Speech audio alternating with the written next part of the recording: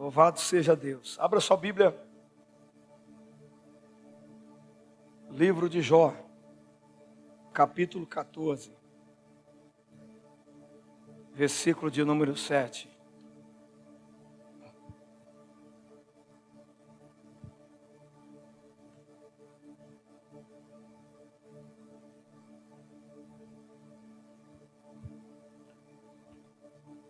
Jó capítulo 14, versículo de número 7. Tem alguém aqui nessa tarde que está nos visitando pela sua primeira vez, que nunca entrou em nossa congregação? Porque a igreja é o corpo de Cristo no total. Tem alguém? Levante a sua mão assim que eu quero saudar você. Todos são de casa. Vendo meu amigo Gilberto, Deus abençoe.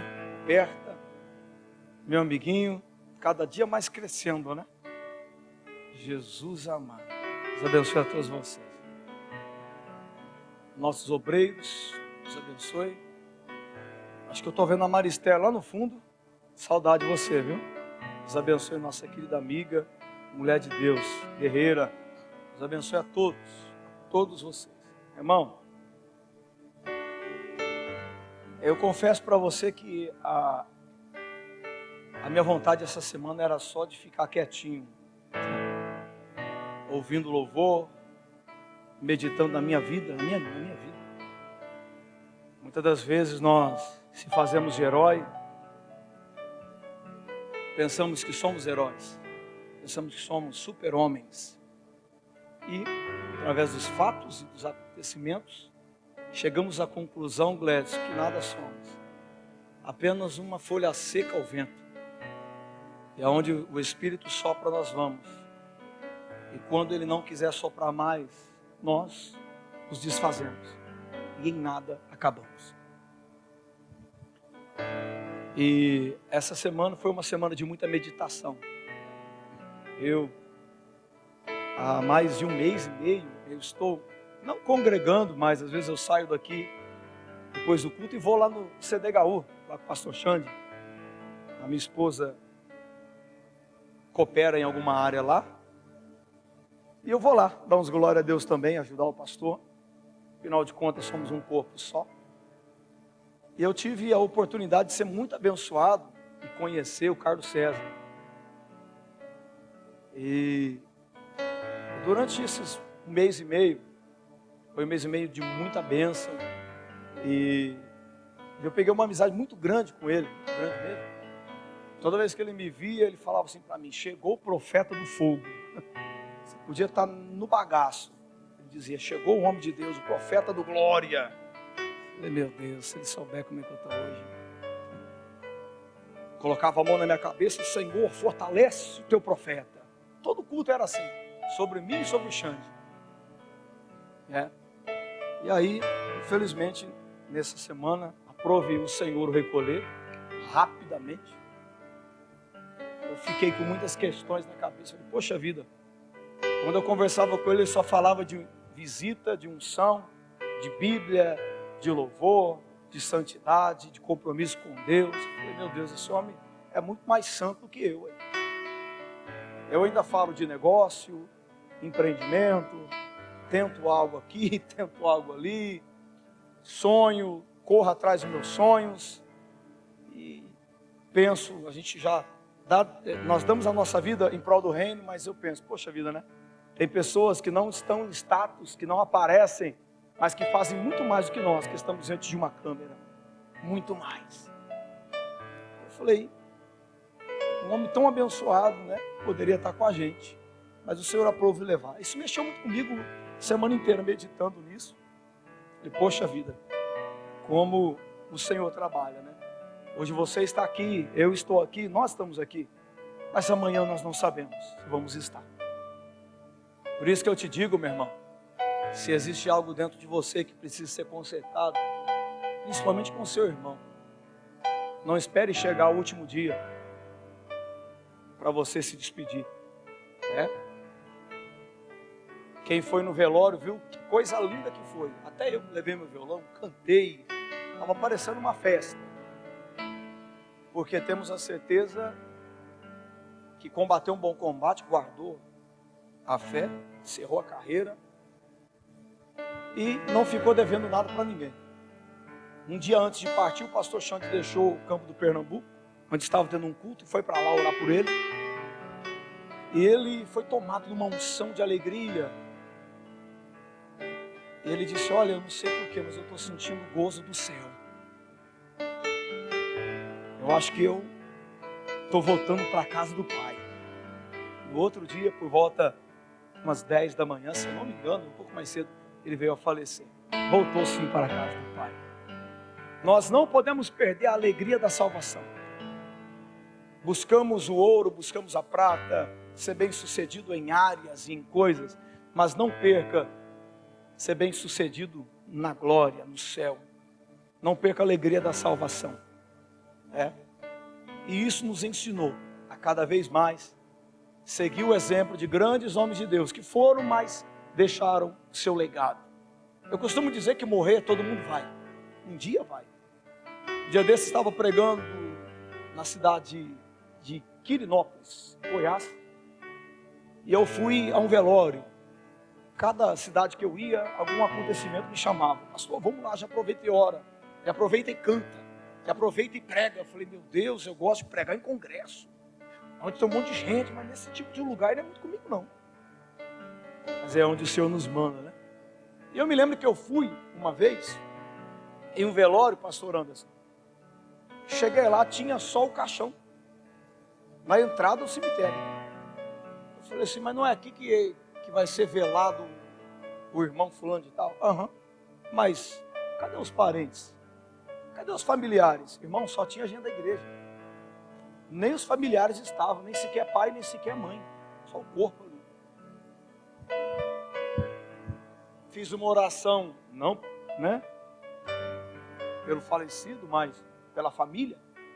E logo já enterrou, tchau, cada um para sua casa. Eu achei estranho aquilo e algo disse para mim, tá vendo só? O fim de todos é esse. Mas e depois que o seu corpo voltar ao pó, qual que é o seu legado? Como você será lembrado? Como mais um? Ou como aquele que marcou, impactou vidas de muitas pessoas? Isso eu guardei até hoje. Então faça o seu legado, faça a sua história. Ninguém vai fazer história por você. A tua história, o teu chamado, só depende de você. Amém? Você pode aplaudir Jesus? Deus abençoe você. Jó capítulo 14, versículo 7 diz assim: porque há esperança para a árvore, que se for cortada, ainda se renovará, e não cessarão os seus rebentos. Se envelhecer na terra sua raiz, e no chão morrer o seu tronco, ao cheiro das águas brotará, e dará ramos como a planta. Lucas, capítulo de número 13, versículo de número 8. Versículo 6. Lucas 13, 6. Então Jesus proferiu a seguinte parábola: certo homem tinha uma figueira plantada à sua vinha, e vindo procurar fruto nela, não achou. Pelo que disse ao viticultor, ao vinhateiro: há 3 anos venho procurar fruto nessa figueira e não acho. Podes cortá-la, para que esta ainda ocupa inutilmente a terra? Ele, porém, respondeu: Senhor, deixa ainda este ano, até que eu a escave ao redor dela e lhe ponha esterro. Se vier dar fruto, bem; se não, mande cortar. Amém? Feche teus olhos. Senhor, em nome de Jesus, eu te entrego as nossas vidas nessa noite, início de noite. Que o Senhor possa falar conosco. Revela-nos a sua vontade através da sua palavra. E que o Senhor possa mudar a nossa forma de ver. Que o Senhor possa transformar o nosso coração. E que verdadeiramente possamos, com todas as nossas forças, fazer só a tua vontade. Cumprir o propósito pelo qual estamos ainda nessa terra. Fala conosco e nos ensine tudo que o Senhor falou comigo, que possa ser ministrado ao coração do seu povo, em nome de Jesus. Amém e amém. Que horas são, Grécio? Tem horas aí? 10:06. Tá ok. Eu ainda estava meditando no que falar, no que pregar nessa tarde. Eu cheguei no culto, estava o pastor Anderson ensaiando junto com as meninas, essas jovens moças bonitas, minhas amigas, e E ele começou a ministrar esse último louvor. Eu falei, esse é meu predileto. Eu ouvi a semana inteira. Eu falei, não é possível. É hoje. Eu falei, meu Deus. Confesso para você que não me deu vontade nem de abrir a porta do carro. Quando eu cruzei daquela porta para dentro, a presença de Deus que já estava aqui, Anderson, renovou a minha alma. Como aquela terça-feira, cheguei cansado, desanimado, triste, de coisas e acontecidos. Quem não passa por provação? Acho que é só eu, né? Que às vezes me entristeço.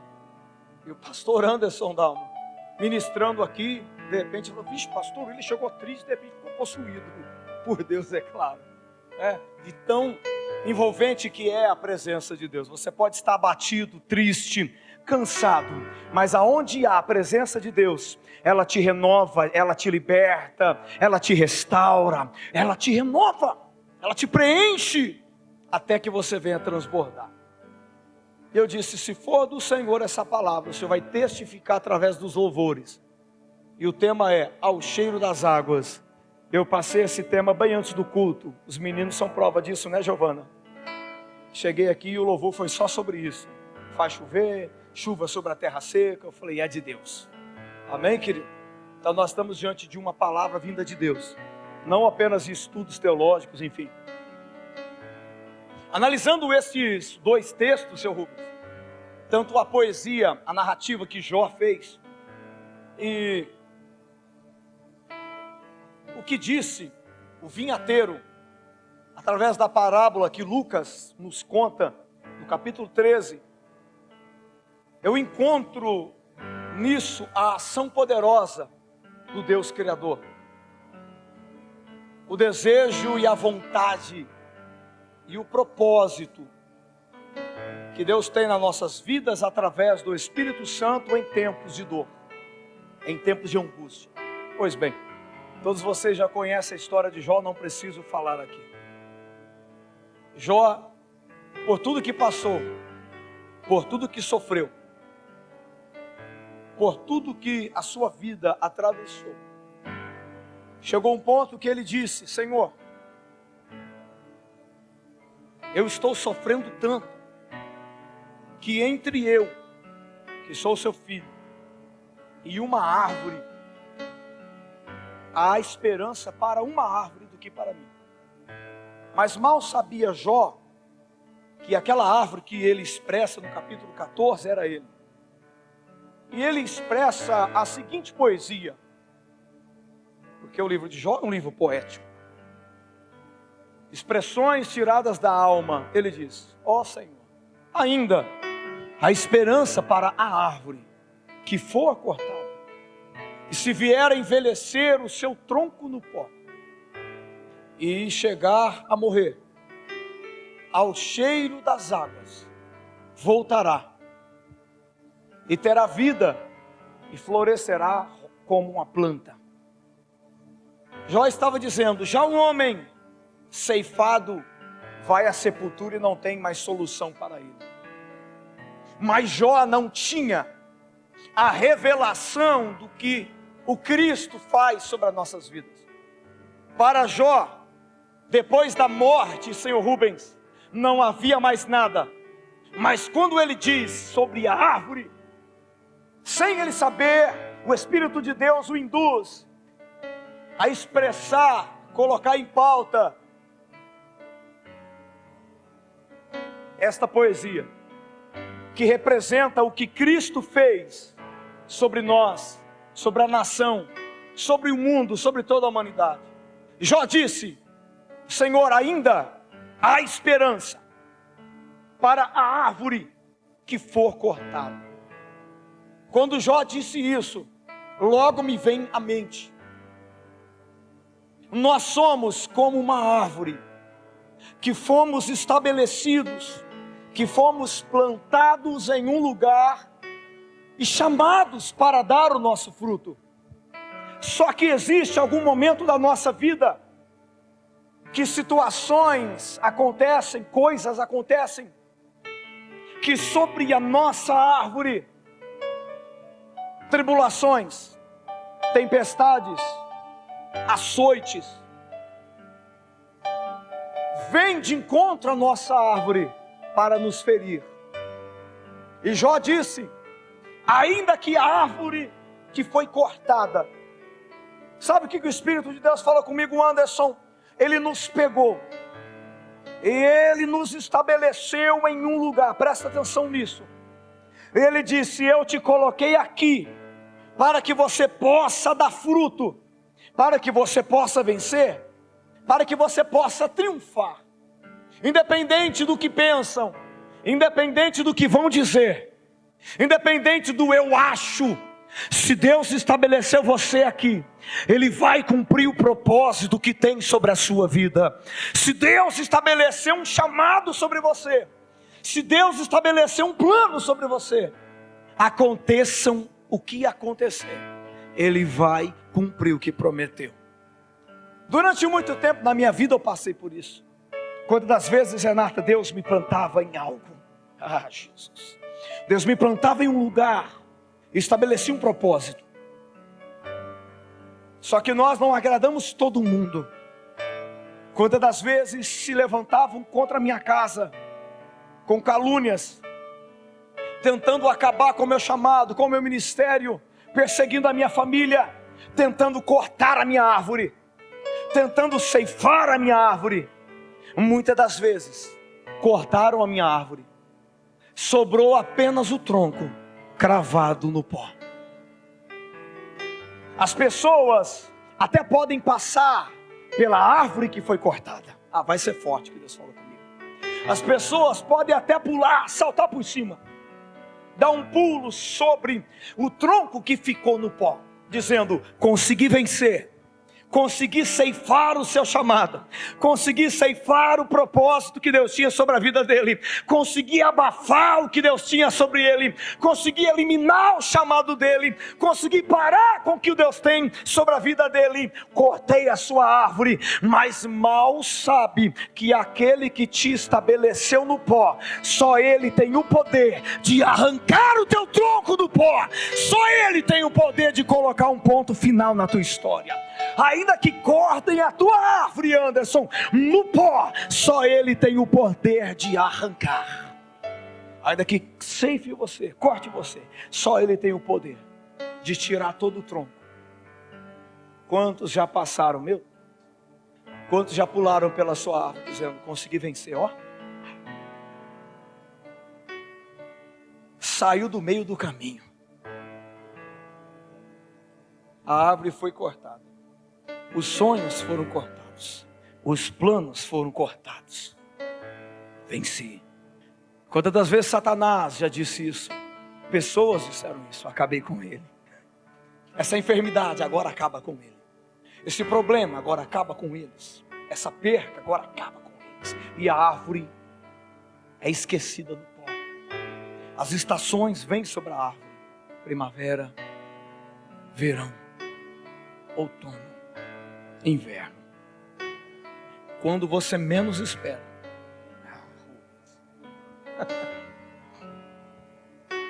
Meu, sabe o que o Espírito Santo fala comigo, Anderson?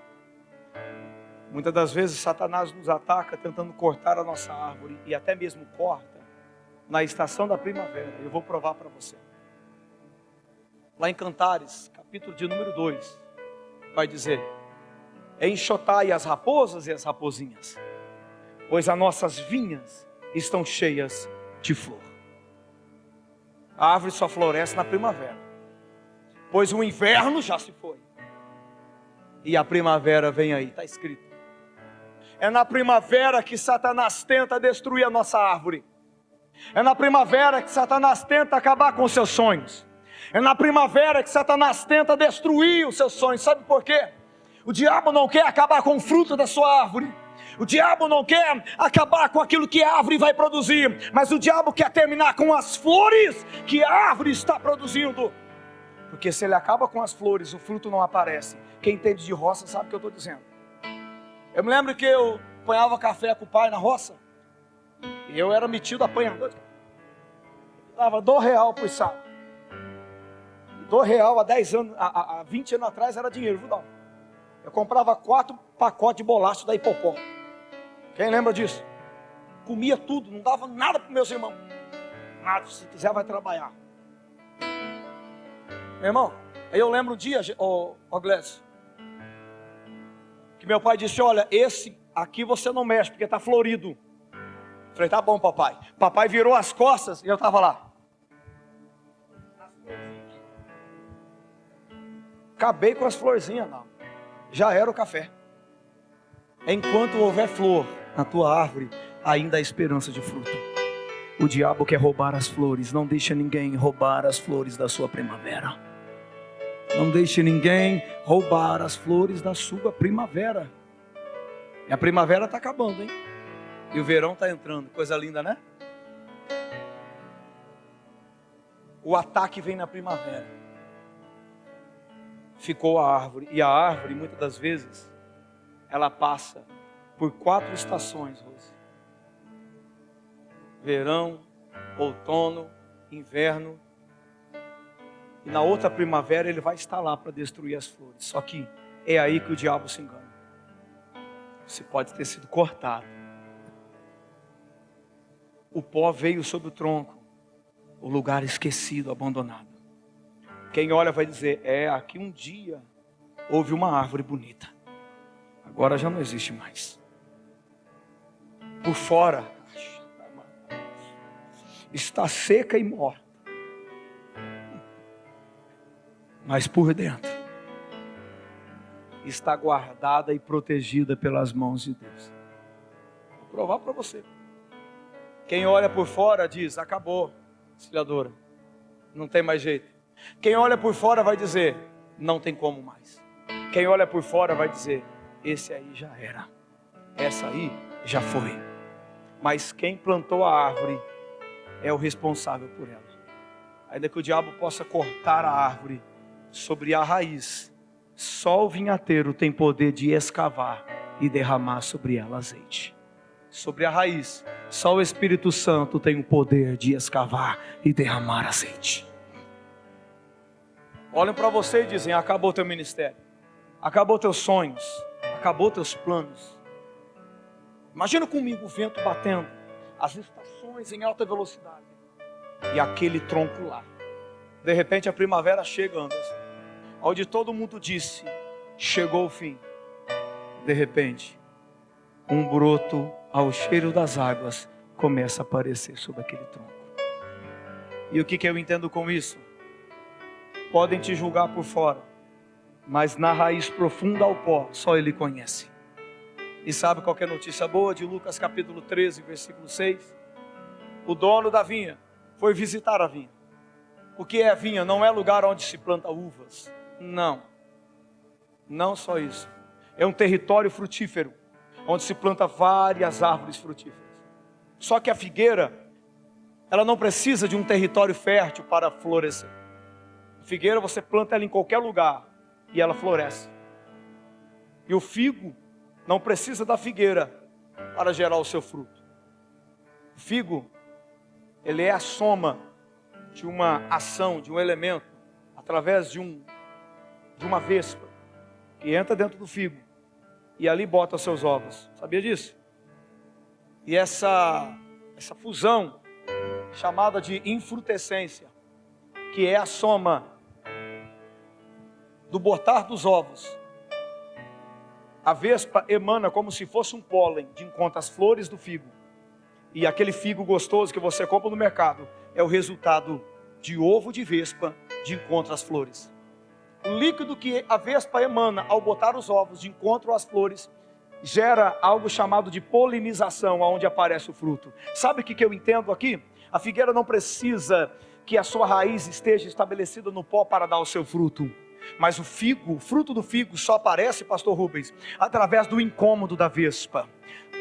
Você não pegou ainda.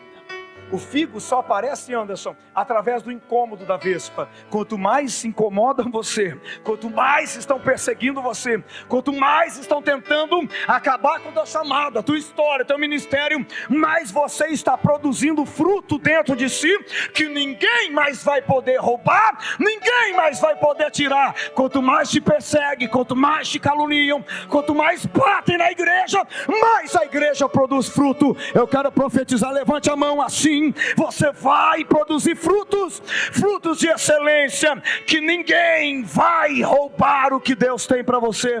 Quem recebe essa palavra, aplauda o santo nome de Jesus. Deixa mexer, meu amigo, deixa incomodar, deixa fuçar. Nós só crescemos na tribulação, Gilberto, então não é? Quanta coisa que o William aqui já passou, quanta coisa que o Anderson já passou. Depois que você sobrevive, o que você diz? Meu Deus do céu, sobrevivi a isso e estou mais forte. É assim ou não é? Sobrevivi e estou mais forte. E o dono da vinha chegava todos os dias dizendo, no último dia ele chega e diz, já fazem 3 anos que eu venho visitar essa figueira e não encontro nela fruto. Por que ela ocupa esse lugar inutilmente? Corte e jogue fora. O dono da vinha, que era Cristo, chegou na vinha. Há 3 anos, período do ministério de Cristo na terra, visitando Israel, e não encontrou fruto em Israel. Aí o vinhateiro lá, aos pés, coisa linda, aos pés da árvore, o tronco ainda está na terra, a árvore se foi, está seca, cortada. O vinhateiro olha para ele, todo sujo de terra. Aqui é o Espírito Santo. Respira, sol quente, rapaz. Olha, é o seguinte, vamos fazer um acordo? Faz 3 anos que o senhor vem aqui e não acha fruto, né? Faz o seguinte, volte no 4º ano, está escrito lá em Lucas 13. Volte no 4º ano, no ano que vem. E você vai ver se não vai dar fruto. Se der fruto, fica. Se não, manda cortar. Pode ir. Volta no ano que vem. Esse intervalo, eu vou cavar. Vou no mais profundo da raiz. Porque julgar a árvore é fácil, mas só eu sei aonde está machucado.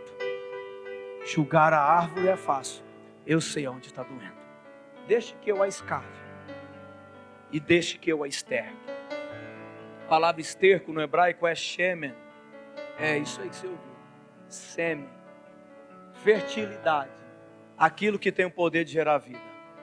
Algo ligado a excremento.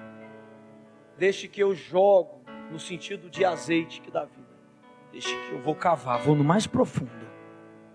E a hora que eu identificar o problema, eu vou derramar azeite. E tudo que estava seco, através da minha unção, vai receber vida. Aí o ano que vem você pode voltar e você vai ver se essa árvore não deu fruto. Deixe que eu escave e esterque. Agora deixa comigo que quem cuida sou eu. O que mais me chama a atenção é que o filho foi embora. O filho, depois que morre, depois de 3 dias ele ressuscita. Ele fica com os homens 40 dias. O dono da vinha ainda fica 40 dias na terra. Depois de 40 dias ele vai embora. Aí o vinhateiro está dizendo assim, olha, volta no outro ano, o 4º ano. Um outro período, um outro estágio. Depois de 40 dias o Cristo sobe. Mas a Bíblia vai dizer que no dia de Pentecoste, 50 dias depois da Páscoa, 40 dias ele ficou na terra. Então aqui é 10 dias após apenas. 10 dias depois. Aquele que disse, vai embora, deixe que eu cuido dessa árvore. E quando você voltar, você vai ver se essa árvore não vai dar fruto. 10 dias depois, pastor Anderson, em Atos capítulo de número 2 está escrito, estavam todos reunidos em um só lugar. E de repente, um som estrondoso, como de um vento impetuoso vem. E ele adentra o lugar onde estavam reunidos 120 pessoas. E todos foram cheios do Espírito Santo. O que é isso, pastor? Isso é nada mais, nada menos. O dono da vinha, voltando no 4º ano, na pessoa do Espírito Santo, para ver se a figueira ela deu o seu fruto. Sabe o que é a surpresa? A figueira que antes estava morta, seca no pó, ao cheiro das águas, que ao derramar do Espírito, agora não produziu somente um figo, pastor Anderson, mas eu posso chamar de 120 figos de uma figueira. O Espírito Santo vem sobre ele, enche a sua casa, enche a sua vida e diz: está vendo, Senhor? Eu disse para você, deixa comigo, pode ir para o Pai, deixa a figueira comigo, porque quando o Senhor voltar, ela vai estar curada, vai estar sarada. Sabe por quê? Porque enquanto eu puder cavar, enquanto eu puder mexer aonde dói e derramar azeite, vai haver cura sobre aonde machuca, vai haver cura sobre aonde está ferido. Assim fará o Espírito de Deus comigo e com você. Quem recebe essa palavra, aplauda ele e fica de pé comigo nessa noite. O Espírito de Deus está cavando, indo na mais profunda raiz e derramando azeite sobre você. Oh glória! Vem cá, louvor, vamos adorar Jesus.